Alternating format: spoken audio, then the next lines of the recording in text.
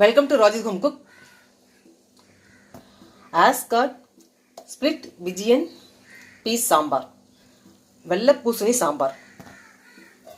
வெள்ளை பூசணி சாம்பார் செய்ய தேவையான பொருட்கள் வெள்ளை பூசணி இந்த அளவுக்கு எடுத்திருக்கேன். இது 1 கிலோ இருக்கும். துவரம் பருப்பு 150 கிராம். கொத்தமல்லி, சின்ன வெங்காயம், பச்சை மிளகாய் ஒரு 7 பச்சை மிளகாய், சின்ன வெங்காயம் ஒரு 75 கிராம், காயம், மஞ்சத்தூள், சீரகம், தாளிக்கிறதுக்கு கருவேப்பிலை, தக்காளி. இதில் புளி சேர்க்க கிடையாது, தக்காளி தான்.